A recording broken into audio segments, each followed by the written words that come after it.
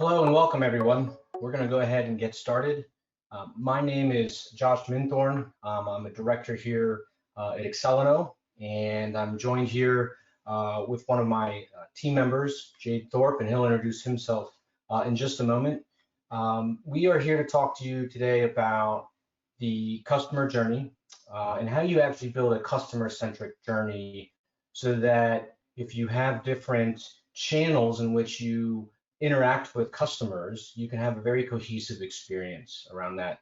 And particularly, how do you do that with Red Hat technology and some of the important things that are there? We at Excelino are a premier Red Hat partner, so we've worked very closely with the Red Hat technologies and with customers to build solutions around this. And everybody's is a little bit different. What we do want to talk about today is why this is important. So I'm going to have Jade introduce himself, and then we will go ahead and start to dive right in to what we're going to be talking about today. Jade? All right. Hello, everybody. My name is Jade Thorpe, and I am a solutions consultant here with Excelino. I've been in a pretty long technology career that spanned about over 20 years. Most of that time I spent in the aerospace industry, working with different airlines and various airline carriers. And through that, had a lot of opportunity to see a lot of different technologies and see how things have changed over the years in terms of how these different companies have utilized technology and leverage different emerging technologies and merging those with a lot of legacy systems as well. So I'm happy to be here and looking forward to our discussion today. Perfect. Thank you, Jade. As we go through today, we're going to talk for about 35 minutes, give or take, and then we're going to have some time for Q&A. So as we're going through this, if you have questions, definitely feel free to put those into the chat, and we will read those and get those answered towards the end here today. So we'll go ahead and get started.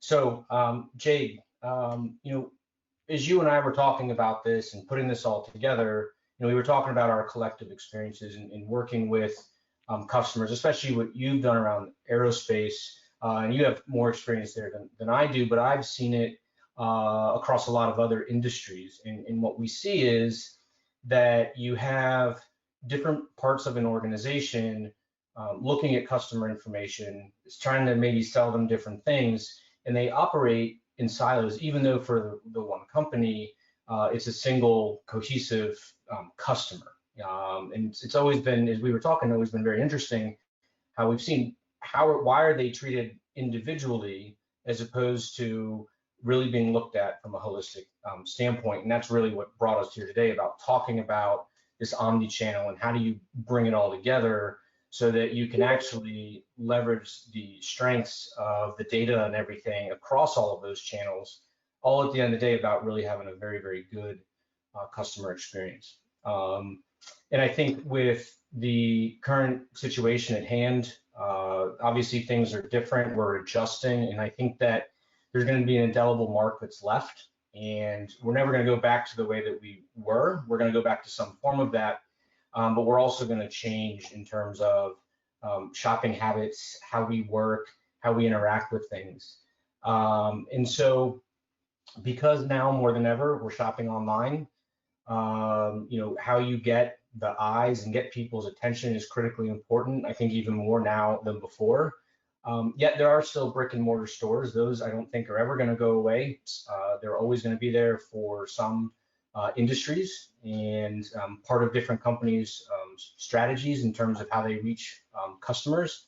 And so what I wanted to really talk about is with you, Jade, is start to really dig into this and how do companies figure out, okay, we're talking about all these different silos, but now how do we bring this together? So want to see, kind of start with you, and I know, again, kind of talking through this, there's a lot of fundamental things that you've seen, and so I want to turn it over to you to get your insight into this because you have a very unique, I think, very particular set of experiences that I think it really, really applies around this omni-channel experience.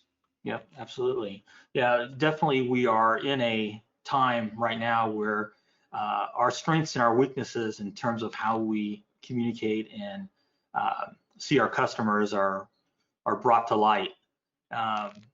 Especially, you know, as we're transitioning, you know, technologies are evolving, and in a lot of cases, our business practices haven't evolved as fast as the technology has. So now we have the opportunity to see our customers in a different way. I mean, there was not too many years ago, everyone, you know, would refer to customers that they get from the internet as, oh, these are one of our web customers.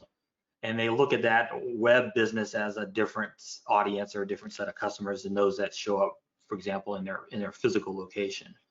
But what we are finding now is that shoppers are changing, customers, clients are changing the way that they want to be treated and want to be interacted with. They no longer make a distinction between online and physical. You know, they want to be able to do everything they can do in the store, besides like trying on clothes, for example. They want to be able to do that online. They want to have access to the same products, the same pricing, the same communication.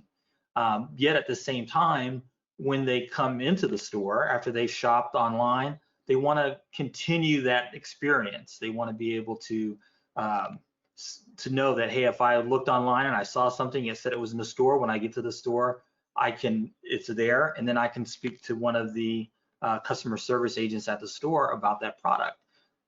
Again, continuing that conversation so that you're not starting from square one again when you go to transition from online to physical or from physical to online. You can just keep things rolling. Yep.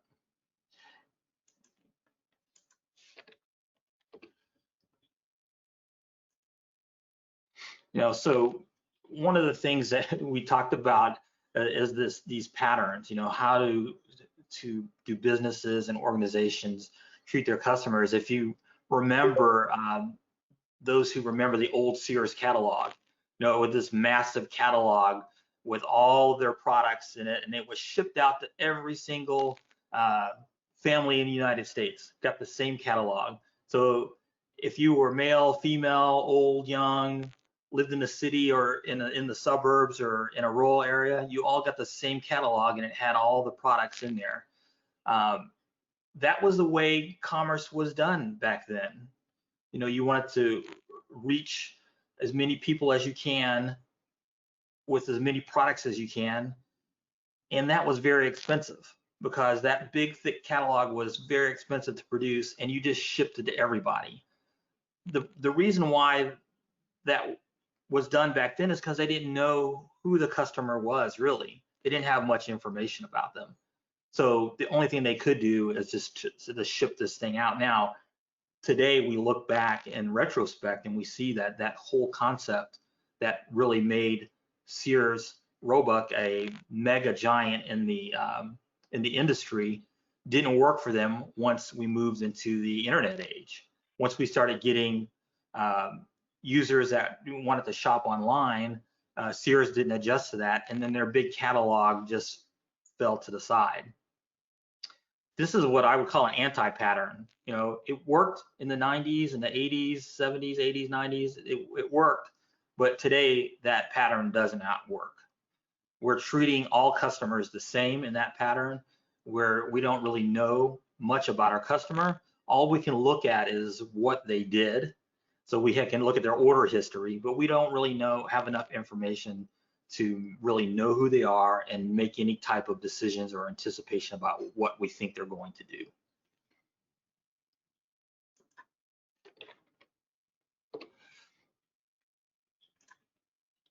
But, you know, as time goes on, there's been a lot of retailers, if we're going to stick with the retail industry, that have changed. You know, Sears and Nordstrom, you know, were not on the same level back in the 80s and 90s, but they had the same type of business pattern. You know, they had these, you know, these physical locations, these anchor stores within malls and retail properties. And the difference is that Nordstrom is still a prominent player, Sears not so much. And the reason is because Nordstrom found a way to change the way that they did business, the way that they interacted with their customers. They were able to create an experience and leverage the online technologies to create an experience for their customers where they felt like they were known, they felt like they were had a consistent experience, whether they're shopping online or whether they're shopping in a physical location. And Nordstrom has really leveraged this and done a lot of different things. You know, they have your online experience, you have, you know, different services within the store that you can go to. Some services that that kind of say, okay, why would I go into the store? Because there are certain things they can do, like VIP shopping suites, concierge services, you know, personal, pretty much shopping consultants that can shop with you when you're in the store.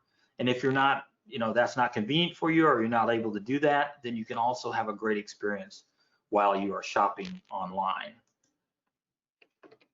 What's interesting that you say there, Jay, is that so with Nordstrom, it's not, okay, customers are shopping online or from a catalog or in store, but also how they've looked at it and said, what are some of there's the products, right? There's women's clothing, men's clothing, there's shoes, there's household goods, there's beauty and things like that.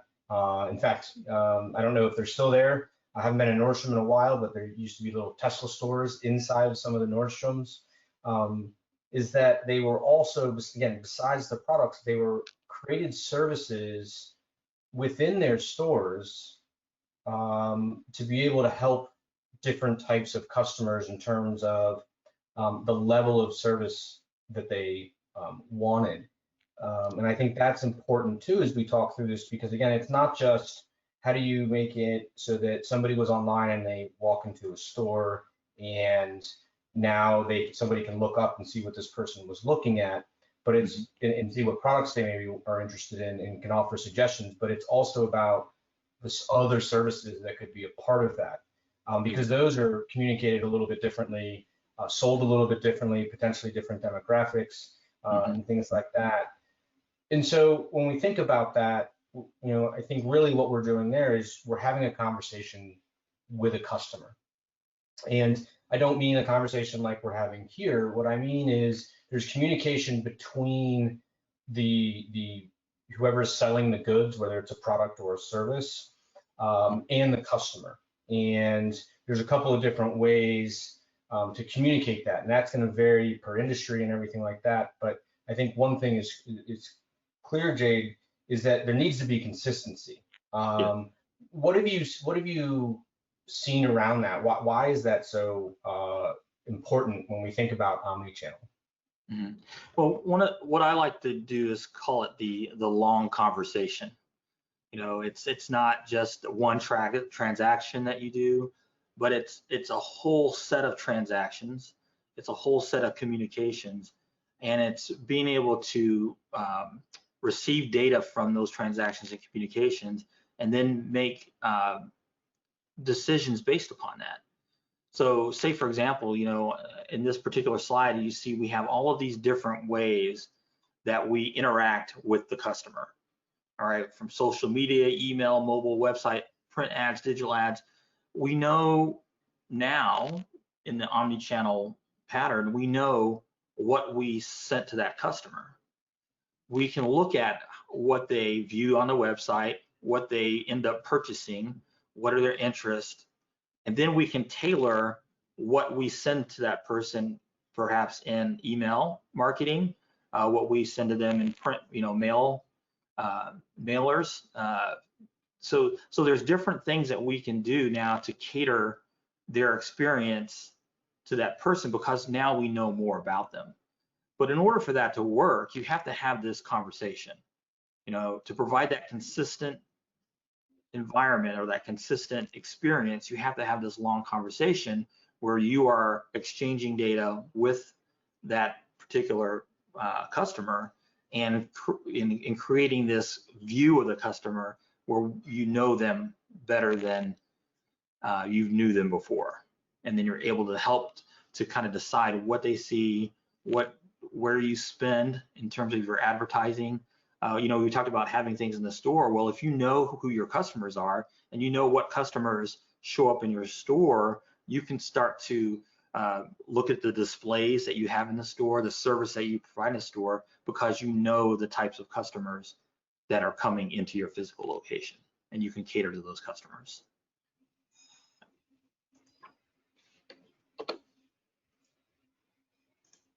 You know, some of the things that Nordstrom, you know, once they get this data and they collect this, because probably many of you right now today are collecting data about your customers, right? And you know, one of the things that data is used for is to make reports, right? So we're good at that, you know, getting data. We give a report on, you know, well, how many customers bought this, and what is our how's our sales increasing in this particular area, or how many customers are flying to this area or that area, and how price sensitive they are. You know, we're good at building reports. What a lot of folks are not good at yet is taking all that information and building it into insight. You know, meaning how can we get a better view of our customers so that we can do things differently to better serve them. And when we do that, we're moving the data more from a historical view to a more real-time view. Okay. Now, once we get that and we can see all this data about the customer, it allows us now to kind of do some analysis. And one of the things I thought was pretty neat for Nordstrom is that they know, based on the way that their customers interact on their different locations, that if they can get them to interact on any one of their channels one time, it's a 1x impact in terms of buying. But if they can just get them to go to 2 different channels, then that doesn't just double, it goes like to 3 or 4 times buying impact, right? And then it just goes up with triple, and then a home run. If they get a home run and they get a person to visit on 4 different channels, then that's, you know, 13 to 11 times more of a spend than that way had if they were just in one or 2 channels. So they know that based on the information, and then therefore they can start to market. They can start to, you know, maybe it decides where they open a store based on where their customers are, that types of things, or what type of store, whether it's a Nordstrom Rack or a Nordstrom, you know, main store. So, but they make those decisions based on the insight that they get from the data. It's not just reports anymore. Now they can actually make real-time decisions based on the data. And real quick, Jade, I think what's interesting here is that that single, double, triple, and home run piece, because it's not something that's linear, right? So they don't just double their trips and their spend when they go from 1 to 2, or triple it when they go from 1 to 3, or what have you. It's actually an exponential amount of growth when the more channels that somebody is going through. What that tells me, and we've seen this working with customers, is that the more channels that somebody starts to shop through, they not only start to shop more often, they start to spend more each time they are shopping. And that is a trend that we not only see with this, but also it aligns with a trend when it comes to customer loyalty. Everybody knows the first sale is the most expensive, but there's reasons why customer loyalty programs exist. They have found that when a customer is loyal, they begin to shop more often, and every time they shop, they start to spend more each time. And this is very indicative of that here as well, just because there's different channels. So I think it's very interesting of how those things align. And I think it's fair to say, maybe a little anecdotally, but that when you have more channels and customers are shopping in those channels, you are building customer engagement, and then you're building that customer loyalty as well. Yeah, you're building a trust relationship, you know, and the more you interact with the customer, that experience is good, and they're getting what they want, then you build that trust relationship, and then that's loyalty. They'll come back every single time. We see this a lot in the airline industry. Like here in Dallas area, we have American Airlines and Southwest Airlines, and some people are just so loyal to one or the other that they'll not fly the other one. Even though both of them, they might have better pricing, but they'll stick with one because that's their airline. That's my airline. That's the one I'm going to fly. So, but that's based on a long, interaction with that particular customer. Now, in the case of omnichannel, we build that relationship through our communications and through our interactions with that client.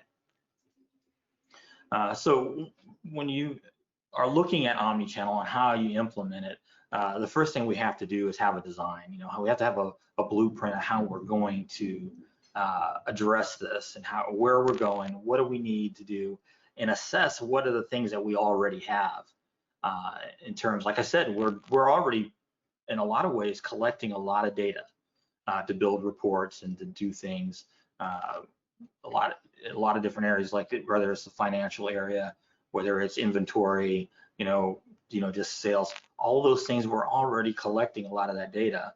But what we need to do is identify and break down all the things that are necessary for us to have these consistent conversations.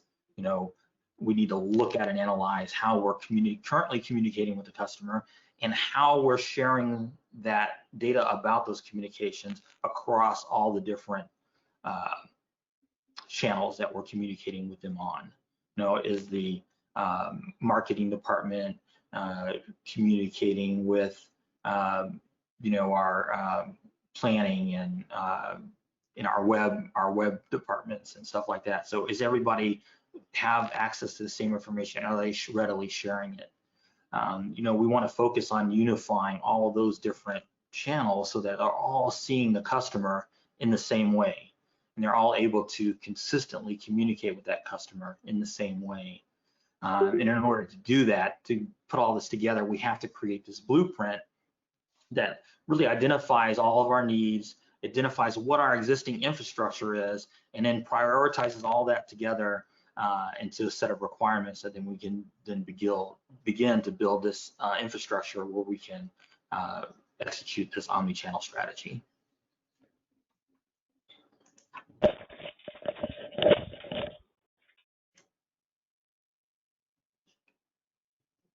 So there's a lot of components to the blueprint, and it's how we manage our data, our security access, traffic management. You probably see a lot of these or have a lot of challenges within these areas already and initiatives within these areas already. For example, in DevOps, there's been a lot of automation and a lot of energy put into smoothing out your development and ops procedures and processes. You probably all do this in IT infrastructure management as well, where you put automation and things in place to make that better. What we see now is we want to take those same types of automations, same types of process improvements, and move them along to how we manage data and how we move data. And so you have to have that good infrastructure on the bottom, the good technology infrastructure on the bottom. And we're going to talk about things like, containerization and container platform management platforms, how we store and use our data. But overall, what we want to do is we want to kind of move that data back from just being stored in some, data lake where everything is kind of sitting there to more like a data streaming strategy, where then that data can be utilized in a more real-time fashion. That then allows us to make real-time decisions and more timely decisions about how we communicate and interact with that customer. Of course, you also have to add to that, your staffing and training as well. As you start to, different areas are starting to look at things differently, you're going to have to add some training into how they are treating their data and moving their data. But like I said, there's probably some amount of skill sets within other parts of your organization that already have experience with some of these tools.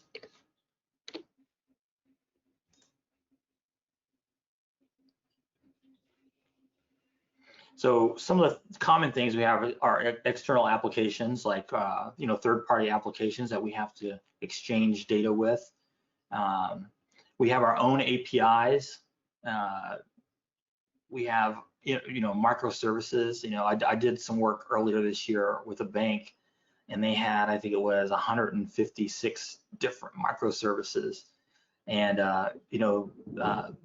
it's just a lot of movement, a lot of moving parts, and we ended up migrating them to a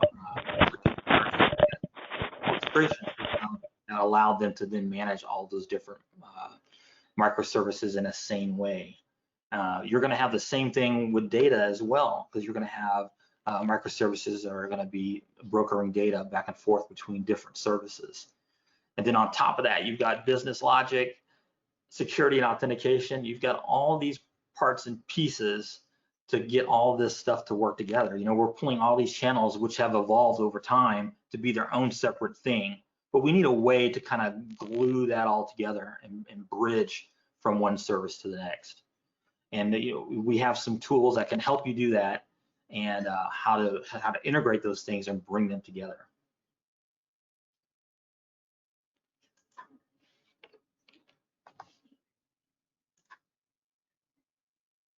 So one of the tools as we're connecting things together is Red Hat Fuse. And what Fuse allows you to do is to create a bridge for different applications to communicate with each other.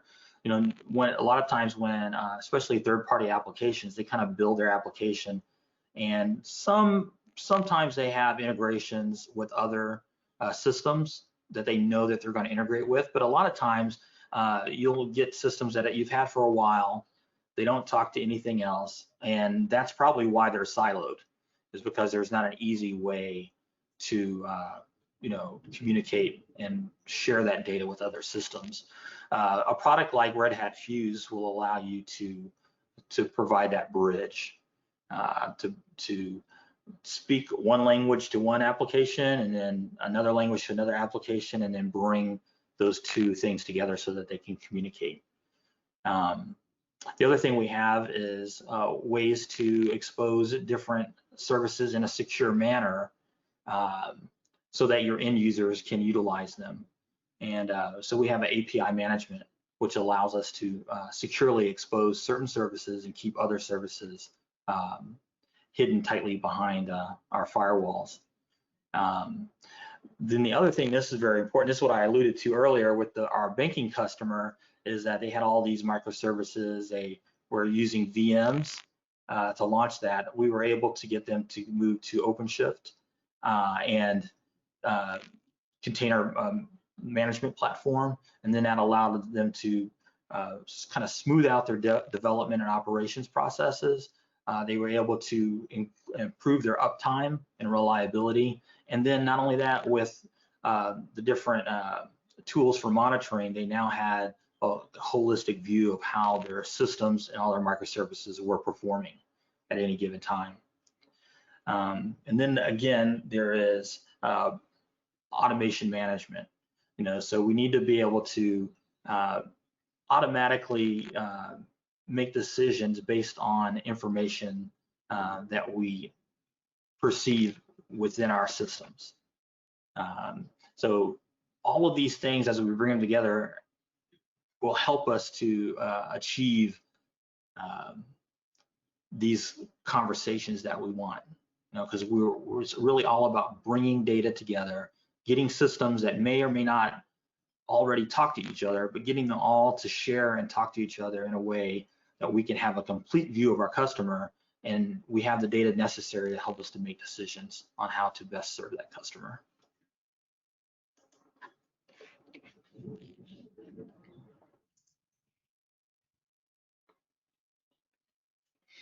All right, so out of that we get our reduced development times.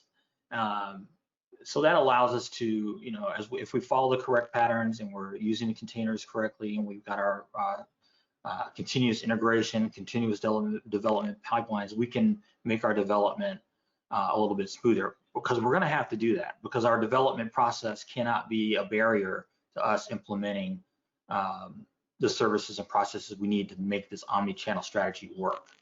So it's not just about how do we get omni-channel to work, it's about all the steps that we have to take to get there. We have to have that good base at the bottom of your good foundation to make the rest of this work. We know we're going to have to change the way we do things. We're going to have to change the way that our services and our products are structured. And in order to do that, we have to have a good development process that's reliable, that's fast, and it's not a barrier to us making change. Okay.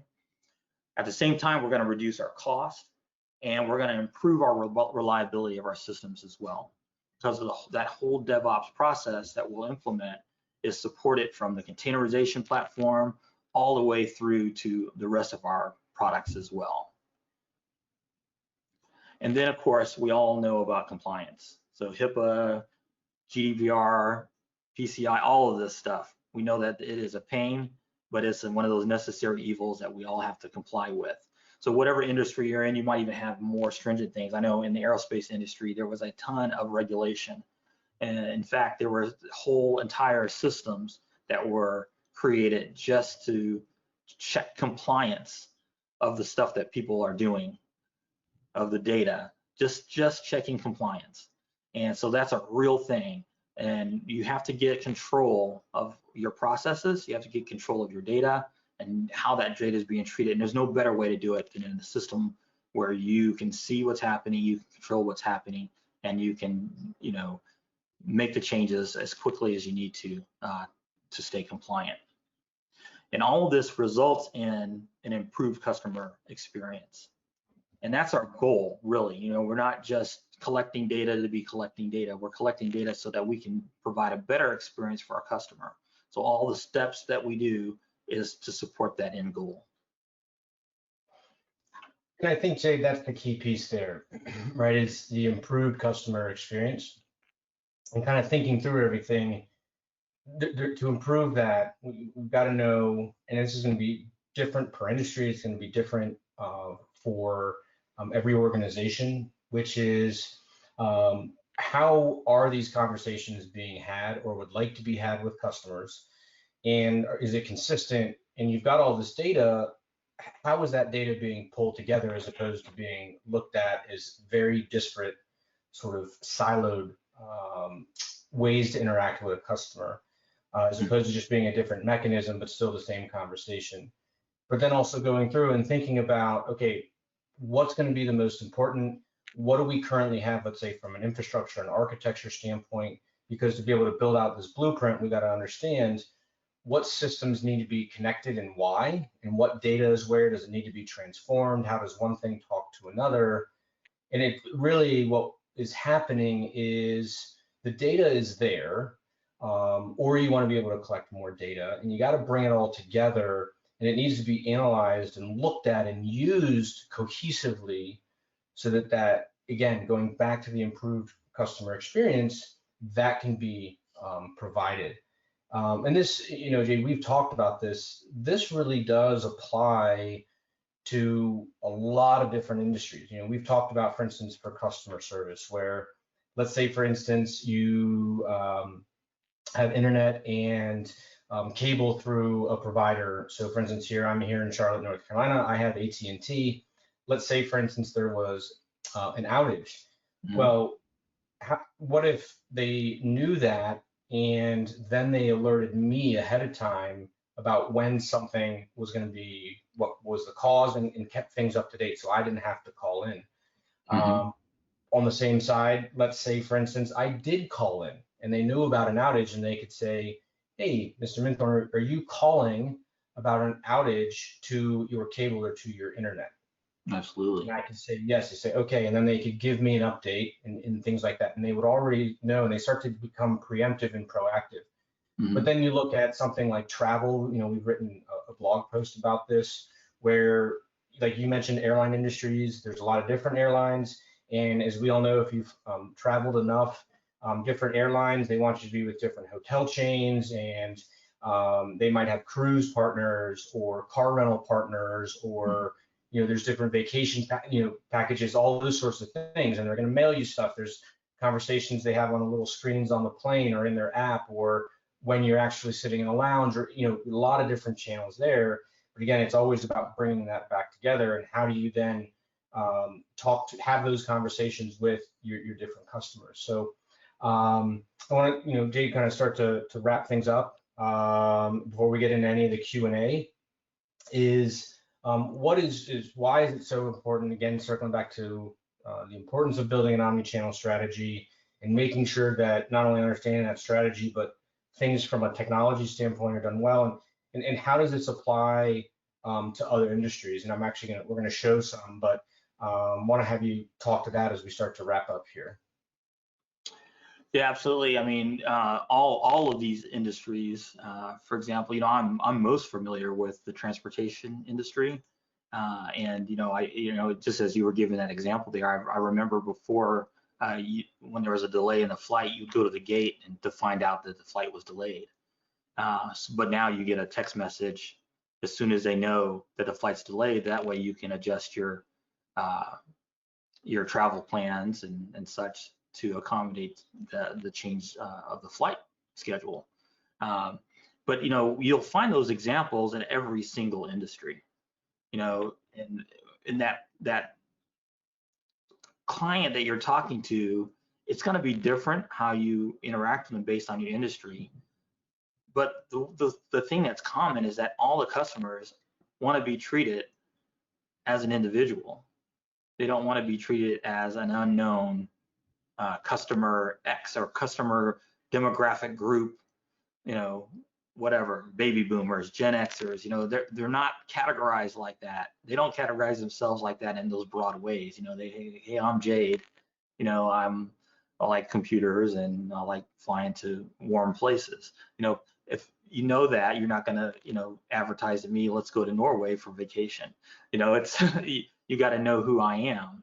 And that's how customers want to do it, whether they're in retail, transportation, or whatever they want to do it. Now, there's different regulations, of course, with every industry, like the healthcare industry, what you can share and what you can collect about certain clients, and you must adhere to that. But the bottom line is the same. You gotta know your customer, and you gotta have a way to communicate with them in a consistent way.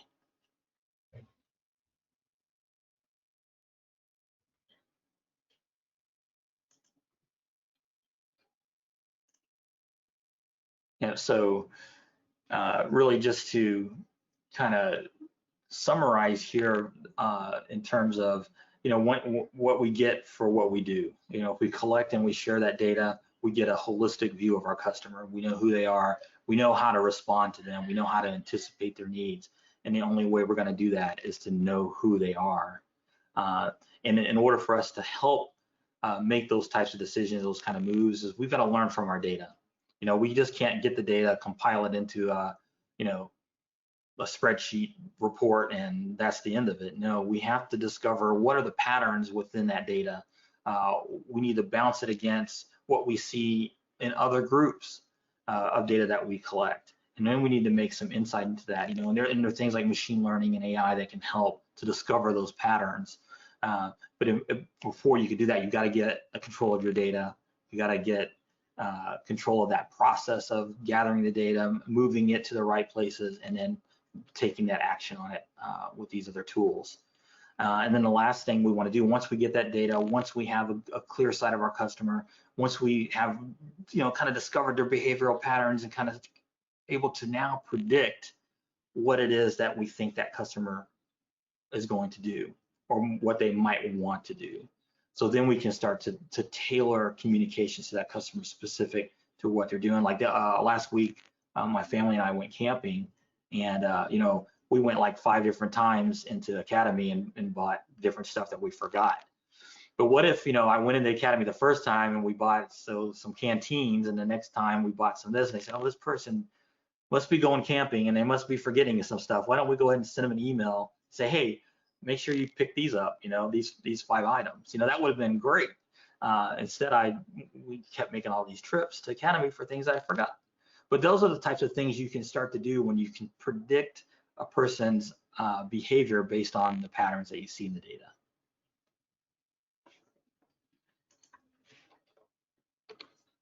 Well, perfect. Really want to thank everybody for joining today. And thank you to Red Hat with helping sponsor this. Definitely, feel free to follow us on LinkedIn, on Facebook, or on Instagram. We post a lot of content, not only jointly with Red Hat, but also what are we seeing and how have we worked with customers and things that we're seeing. And obviously always visit our website, reach out to us. Would love to continue the conversation with you and see what you're doing and how does that fit in with our experience and what we've seen in working with customers. So again, really appreciate everybody joining today. And we've got just under 10 minutes, so I want to open up to Q&A. What I'm going to do is on the GoTo little app that should be on your screen, you should be able to see a chat. Go ahead and type your question in there. We will read that out loud, and then Jade will answer, and then we'll just go through those here for the next little bit.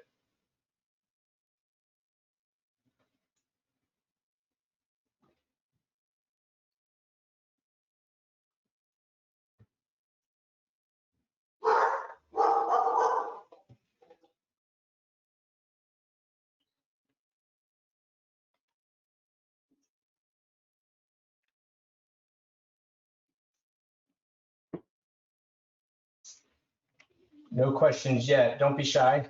We're definitely here to answer questions.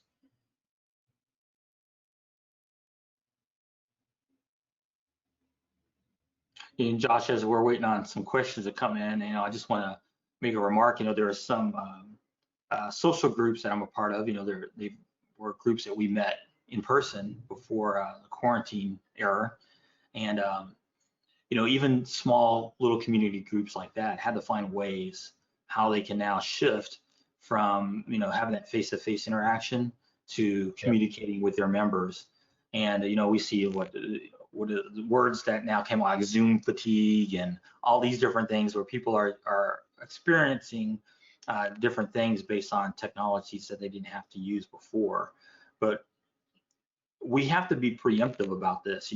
We know that things are changing. We know that the way that customers are shopping is going to change, not just because of the pandemic, but because of time constraints, the choice, just having choice, so people are changing. And if they didn't change before, I think now they've discovered that they can change. Like I know some stores, they've had online shopping for a long time, but I never went to their online store. I always went into the store. And then when they had their stores open, then I went to online shopping. I said, hey, you know what? Probably I won't go back to the store. I'll probably go online, because I can save myself a trip. But we have to anticipate that things like that are going to happen, and we have to put services and we have to put things in place so that we can accommodate those customers. So that's interesting, Jade. You mentioned that you go shopping physically in a store, and now with everything going on, you started to go online, and now thought to yourself, well, probably won't go online in the future, or probably wouldn't go to brick and mortar, probably just use online. Mm-hmm. What do you think changed about that? Because before you were only going brick and mortar, and now you kind of, in a way, somewhat forced to go online, and you decided that you probably won't go back. What do you think was holding you back from going to online, and what do you think now is the reason why you wouldn't go in person? Well, I think this particular retailer really focused on their retail locations, and they were all their advertising was to try to push you to come into the store. And I think that during the pandemic, they actually changed that, because they couldn't have the customers come to the store. So now they shifted over to pushing people to their online presence. And I know that shift was noticeable, right? It was very noticeable because I never noticed online prior to that. I never even thought about it. And I'm an online shopper. I do Amazon all the time, but this particular retailer, I didn't even realize that they had an online presence. So when they started shifting, I immediately shifted over to online, and everything was fine. They didn't lose me as a customer. They just shifted me over to their online stuff. And I would have to say that, this wasn't an intentional omni-channel strategy on their part. This was something that happened as a result of, current events. But, we get ahead of that now. We have the opportunity to get ahead of that. And whatever pandemic or whatever situation happens in the future, we should be able to stay in contact with our customers. We should be able to let them know that, hey, here's the change that's happening. We're still good, we're still here for you. But we've got to be able to have those foundational pieces in place in order to do that. And I think that's what you highlight there, Jade, is it may be that, especially with that particular retailer, their strategy was the in-store experience. And maybe that was a way to have customers buy other things that maybe they weren't looking for. Maybe again, they want to set themselves apart based on that personal touch of when you walk in the store and somebody helping you and being knowledgeable. And so they were primarily going through there. Now, obviously, they've switched, and now they need to be able to make that switch. Now they maybe a little bit more. They're still omni-channel like they were before, but maybe it was 80% print and get people in the store. Now that's got to change. And what I think is important about that is that there's that flexibility in that there might be multiple channels, and you want to be able to, whatever from an organizational standpoint, whatever that strategic initiative is, where are you going to direct customers? Where do you want them to purchase? What channels do you want them to purchase? And the only way that you're going to be able to really influence that and understand what's effective and be able to measure the effectiveness is through having an omni-channel strategy and grabbing and integrating and grabbing all of this data and putting it together, because otherwise, in a way, I would say that an organization would be flying blind because they're not leveraging the data together. Again, as we've talked about, coalescing it together to really get the insights to be able to one, either predict or at least have and understand what consumer behavior is, and that when people shop in different channels, for instance, Nordstrom, what's going to be the impact? Do they start to go more? Do they start to spend more each time, and things like that? And that's a key part of it too, is not just where do you direct, but also being able to then measure and understand where do you want to direct customers and what demographic, so that they end up at the end of the day spending more. And I think that's important as well.